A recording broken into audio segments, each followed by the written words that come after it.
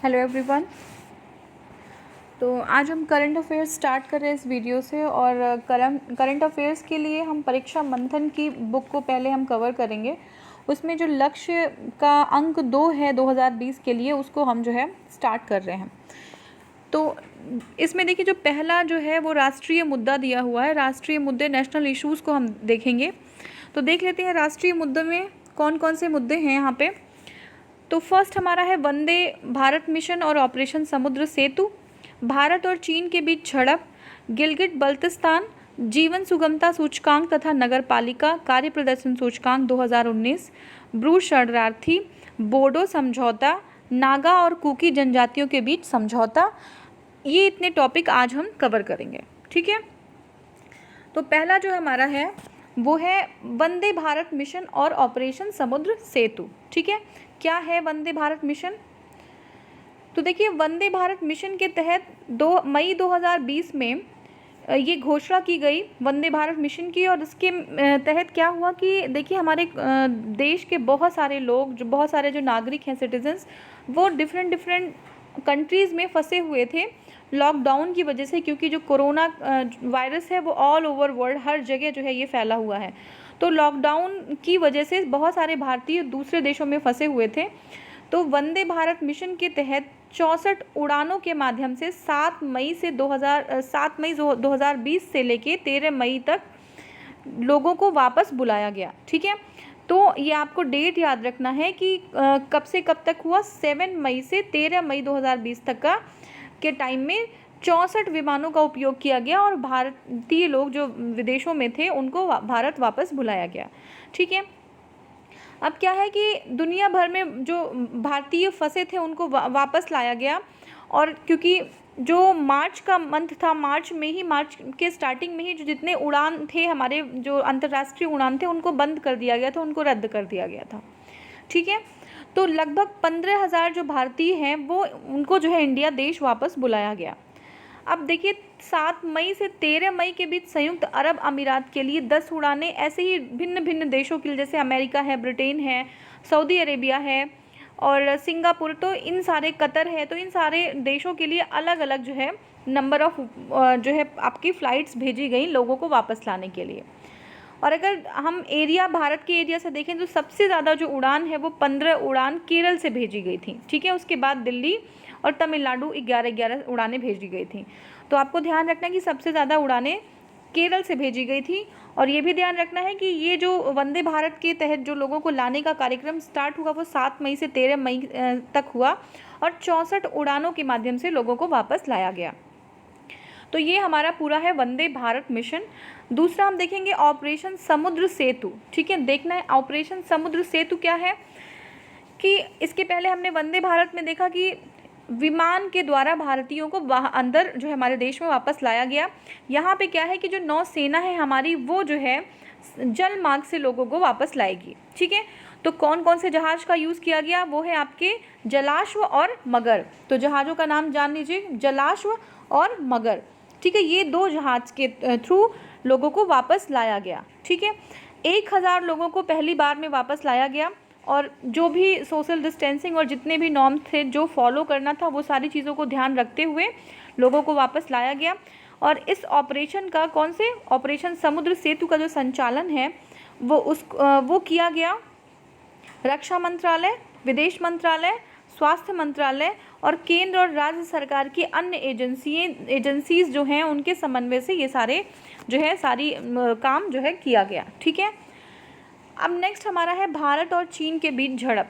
तो देखिए, भारत और चीन के बीच झड़प मुख्य 2 जो है आपके 2 स्पॉट्स थे, 2 जगहें थी जहाँ पे हुए थे।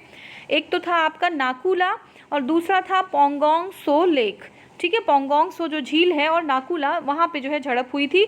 और झड़प हुई थी LAC की वजह से। तो जो लाइन ऑफ एक्चुअल कंट्रोल है वो क्या है कि बहुत डेफिनेट नहीं है, ठीक है ना। तो वहाँ पे डेफिनेट नहीं है का मतलब क्या है कि लाइन ऑफ एक्चुअल कंट्रोल कहीं भी एक ऐसे जो है प्रॉपर डिमार्केशन नहीं है, इसलिए लोग जो इंडिया की तरफ के हैं और जो चाइना है वो उसको, चाइना कई बार इसका उल्लंघन पहले भी हो चुका है। तो LAC वो कहता है कि एरिया हमारा यहाँ तक का है, तो इसलिए डिमार्केशन ना होना एक बहुत बड़ी प्रॉब्लम है।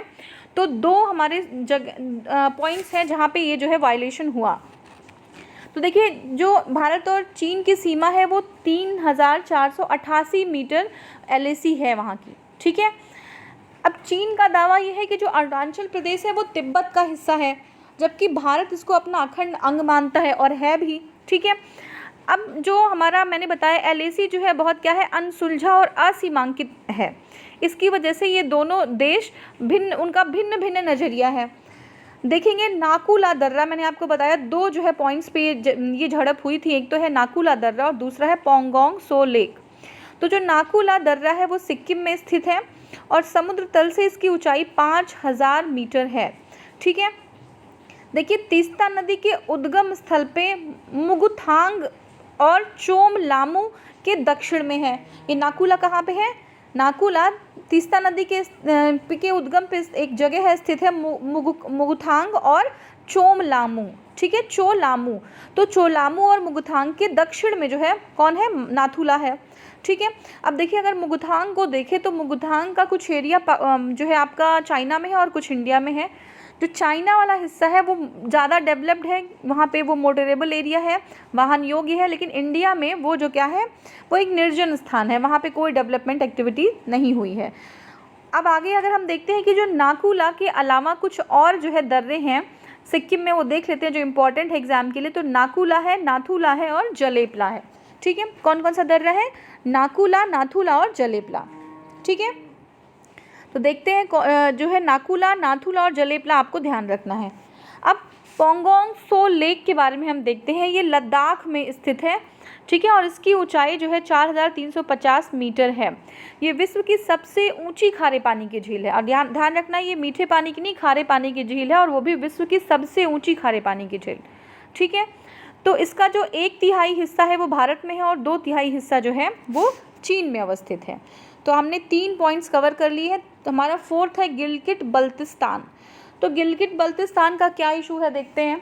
देखिए जो गिलगिट बल्तिस्तान एरिया है वहाँ पे पाकिस्तान की सुप्रीम कोर्ट ने ये अलाउ कर दिया है, ये परमिशन दे दिया है कि वहाँ पे अब इलेक्शंस कराए जा सकते हैं, ठीक है। इसी को लेके जो है इंडिया को नाराज़गी है और इंडिया ने डीमार्शे जो है जारी किया है। किसको?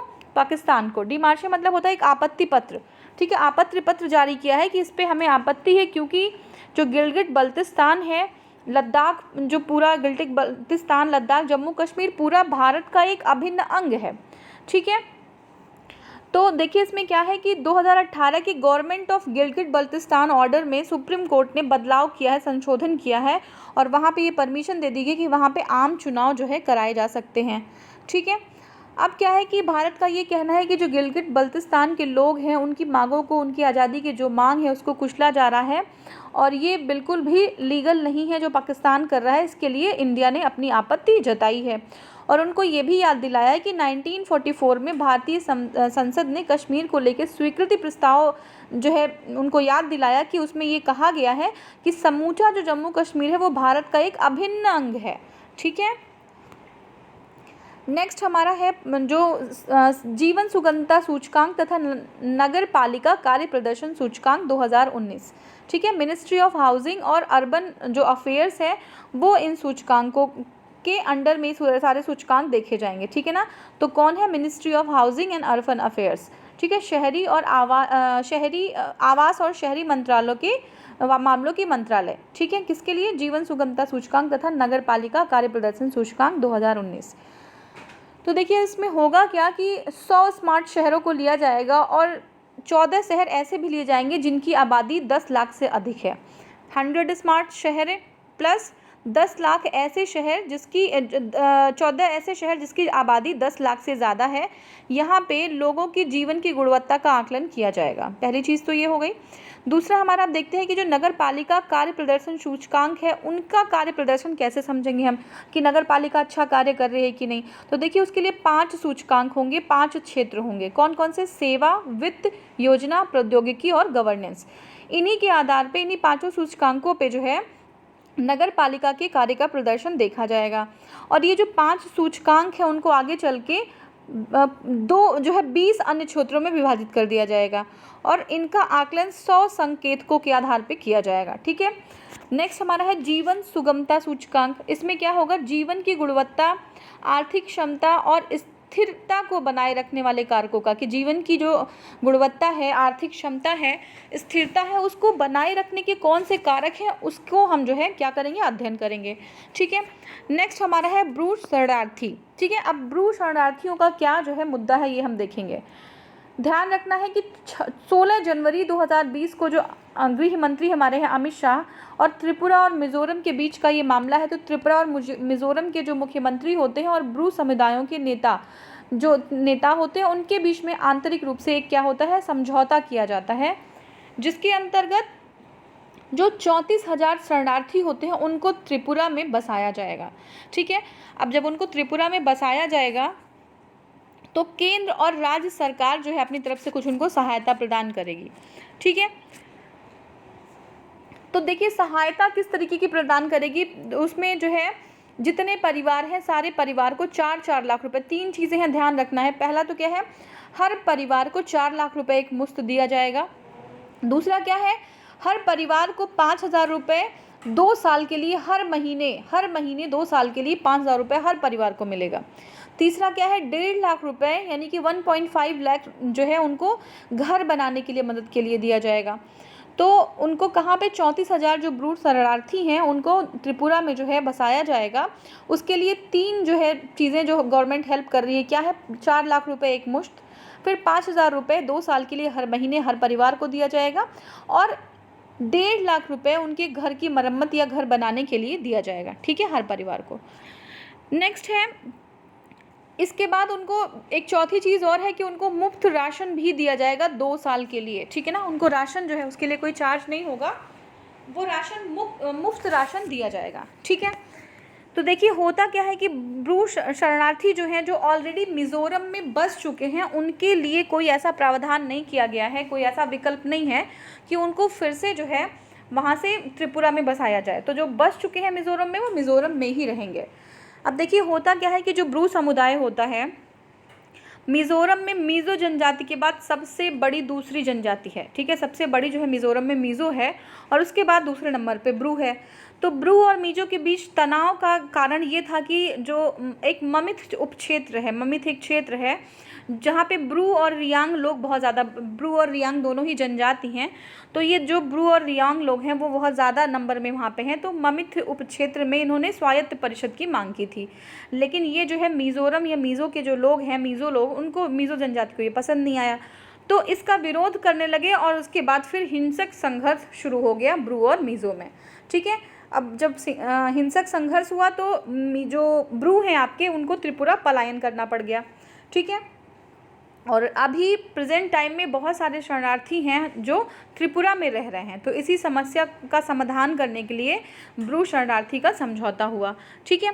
अब जब ब्रू शरणार्थी जो 34,000 शरणार्थी हैं उनको बसा दिया जाएगा त्रिपुरा में, तो उनको क्या, जनजाति जो है, जनजाति का जो है वो दे दिया जाएगा कि वो जनजाति रहेंगे। ठीक है, ट्राइब्स का दर्जा मिल जाएगा। ठीक है।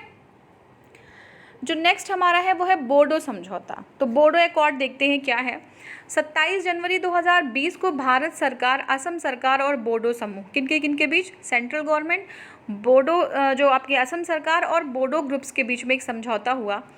समझौता क्या हुआ कि इसमें जो है असम में शांति व्यवस्था स्थापित करने के लिए और विकास के जो मार्ग को आगे प्रशस्त करने के लिए एक समझौता किया गया। इसके पहले 2 समझौते और हो चुके हैं। 2020 के पहले 1993 में और 2003 में बोडो समुदायों के बीच और केंद्र और असम सरकार के बीच समझौता हो चुका है। देखते हैं क्या है। देखिए अब ये जो समझौता है उसके माध्यम से क्या होगा, बोडोलैंड टेरिटोरियल एरिया डिस्ट्रिक्ट जो है BTAD, उसका नाम बदल के BTR कर दिया जाएगा। ठीक है, BTR मतलब बोडोलैंड टेरिटोरियल रीजन कर दिया जाएगा। ठीक है। अब इसमें क्या है कि जो बोडोलैंड टेरिटोरियल एरिया डिस्ट्रिक्ट था पहले, उसमें कोकारझार, चिरांग और बक्सा और उडलगिरी, ये ज़िले जो हैं किसके, आसाम के हैं। ये सारे जो है बोडोलैंड टेरिटोरियल एरिया डिस्ट्रिक्ट में आते हैं। ठीक है। अब बोडोलैंड BTAD जो है, ठीक है, BTAD जो है वो भारतीय संविधान की 6ठी अनुसूची में शामिल है। ठीक है। अब इससे क्या है, इसको जो है नागरिकता संशोधन कानून 2019 से बाहर भी रखा गया है। तो ये हमारा जो हो गया बोडो का। नेक्स्ट हमारा है नागा और कुकी जनजातियों के बीच समझौता। ठीक है, नागा कुकी जनजातियों के बीच क्या जो है संघर्ष चल रहा है। तो अब देखते हैं जनवरी 2020 में मणिपुर राज्य में कुकी और नागा जनजातियों के बीच पिछले 4 दशकों से 40 साल से जो है एक हिंसक जो वो है आपका वो चल रहा है, उस पर विराम लगाने की कोशिश की गई है।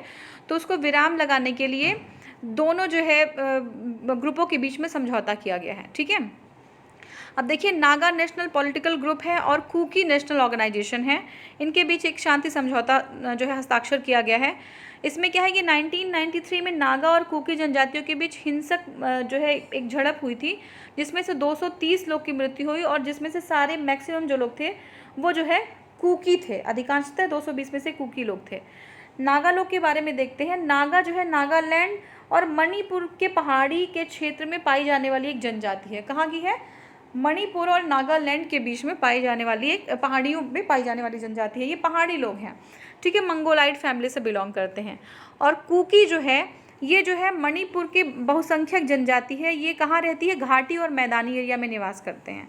ठीक है, तो जितने रिसोर्सेज हैं वो मैक्सिमम उनका जो अधिकार है वो कुकी लोग उस पर कुकी लोग अधिकार रखते हैं अपना। ठीक है, तो ये जो है हमारा यहाँ तक हम आज कवर करेंगे और नेक्स्ट वाले वीडियो में हम सिटीजनशिप अमेंडमेंट एक्ट 2019 नागरिकता संशोधन अधिनियम 2019 को कवर करेंगे।